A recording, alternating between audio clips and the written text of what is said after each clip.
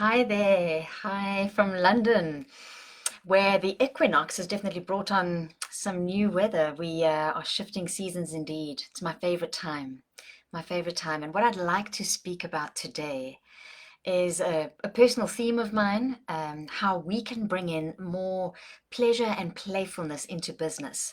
Now, why is this important and why should you give this consideration? Well, we know that the lines have been completely blurred between work and the other part of our lives. So many of us are working now from home. And so we need to be able to understand when to say yes to work, when to say no to work, when to say yes to playing and bliss, and when to say no, and how to create this beautiful mergence. Because if we want to sustain high performance or stamina, as I put it, we also need to be able to rest and play and bring in self-care. So how is your self-care? How refreshed are you feeling? How energized are you feeling? Because a lot of people are telling me that they ain't feeling like energized at all. They're feeling quite exhausted and flat, as opposed to effervescent and sparkling. So uh, I always think of champagne when I think of effervescence and all the little bubbles that go up to make it effervescent.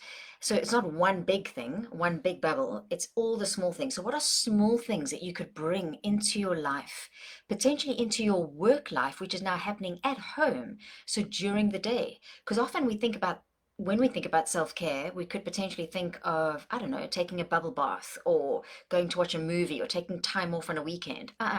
That's not enough anymore. We need to harness the power of oscillations. So we have periods like an hour and a half of lots of high intensity and high work, and then potentially 5 or 10 minutes of recovery and rest. Or at least in the middle of your day, what can you bring in to help you stay effervescent and engaged and sparkly so that you don't end up moving more and more towards burnout and exhaustion, and you keep a sense of bliss despite what's going on around us?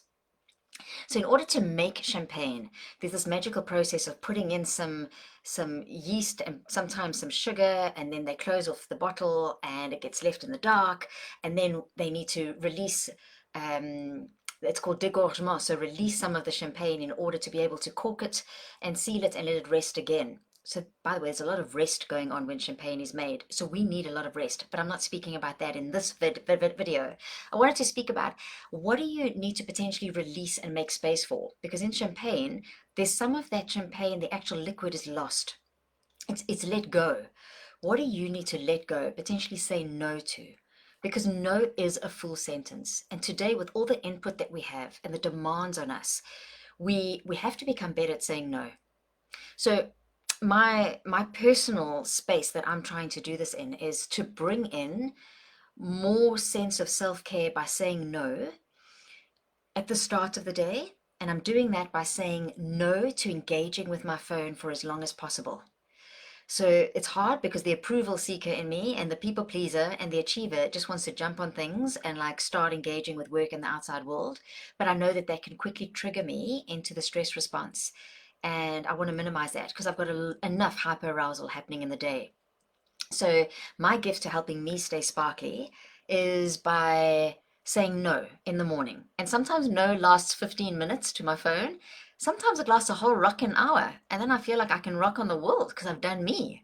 And then in the middle of the day, I'm saying no to rushing lunch.